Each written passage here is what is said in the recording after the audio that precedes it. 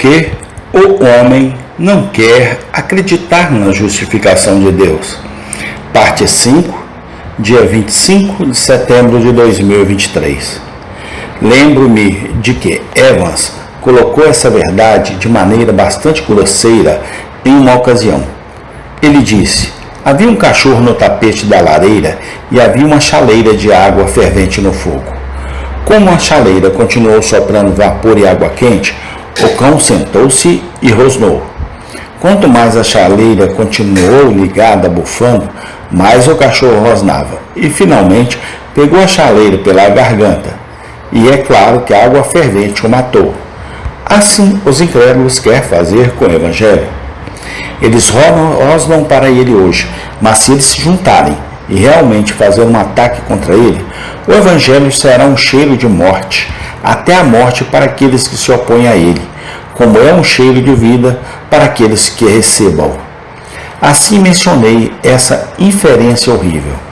3. Agora encerro falando muito brevemente sobre uma resposta indignante a essa inferência horrível. Em resposta a esta pergunta, será que a incredulidade deles tornará a fé em Deus sem efeito? Paulo deu uma negativa solene: Deus me livre. Os oponentes do Evangelho não podem movê-lo por um fio de cabelo.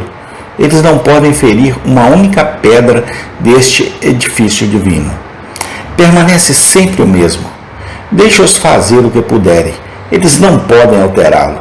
Então Paulo profere um protesto veemente.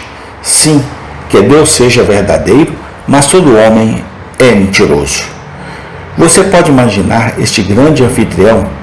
Lá vêm eles, todos os homens que já viveram, incontáveis milhões. Eles vêm marchando e ficamos como o general de inspeção em uma revisão.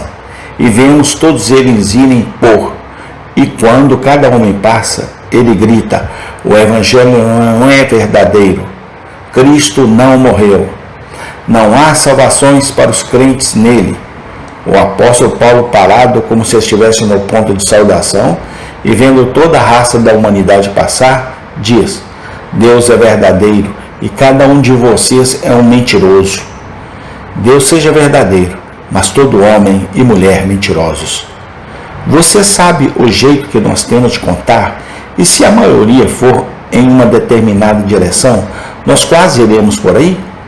Se você contar as caras e houver um consenso de opinião, você está apto a dizer: deve ser assim para todos que diz isso. Mas o que todo mundo diz não é, portanto, verdade. Que Deus seja verdadeiro, mas todo homem mentiroso é uma expressão estranha e forte, mas não é muito forte. Se Deus diz uma coisa e cada homem no mundo diz outra, Deus é verdadeiro e todos os homens são falsos. Deus fala a verdade e não pode mentir. Deus não pode mudar sua palavra, como Ele mesmo é imutável. Nós somos para acreditar na verdade de Deus se ninguém mais acreditar. O consenso geral de opinião não é nada para um cristão. Ele acredita na palavra de Deus e pensa mais disso do que da opinião universal dos homens. A seguir, Paulo usa um argumento bíblico. Sempre que ele fica completamente vermelho, quente e quer um argumento avassalador, ele sempre vai ao tesouro divino de revelação. Ele cita o que Davi havia dito no Salmo 51, para que sejas justificado em tuas palavras e possa vencer quando tu és julgado.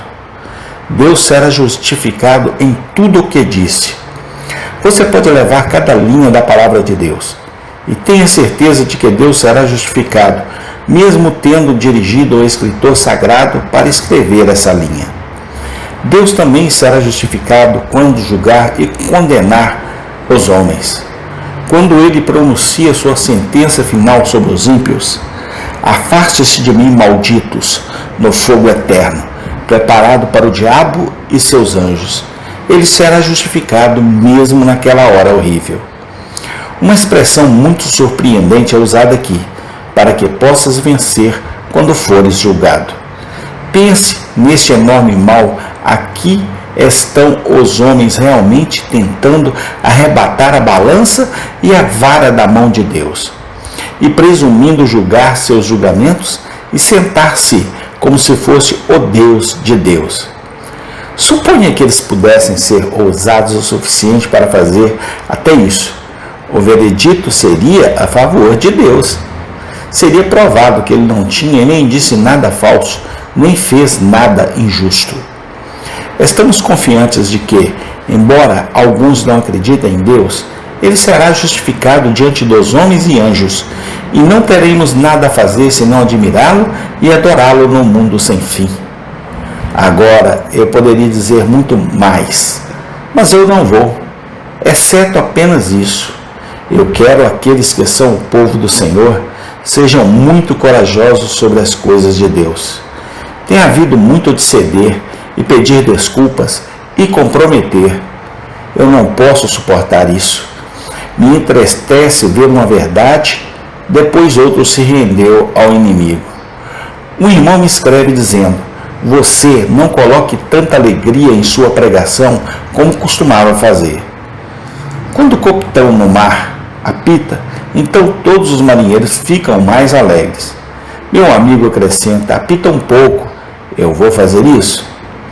Esta é a minha maneira de assobiar para alegrar meus companheiros. Eu creio no Deus eterno e em sua verdade imutável, e estou convencido de que o Evangelho vencerá, por mais longo e severo que seja o conflito. Portanto, meus irmãos, não sejam envergonhados do Evangelho, nem de Cristo, vosso Senhor, que morreu para que pudesse te salvar eternamente. Vigiai, estai firmes na fé, deixai-vos como homens, seja forte. Mesmo que chegasse a isso, todos os outros homens no mundo foram contra a verdade de Deus. Mantenham-se fiéis à sua palavra e digam: deixe Deus ser verdadeiros, mas todo homem mentiroso. Amém. Tem continuação. Senhor, essa é uma plena verdade. O Senhor é a verdade e é a vida. E todos os homens, mulheres, crianças, todos nós somos mentirosos na sua presença. Porque o nosso melhor não passa de trapo de imundície nas suas narinas. Mas, Senhor, muito obrigado, porque o Senhor nos ouve através do teu Filho amado, o nosso Salvador Jesus Cristo. Amém e amém.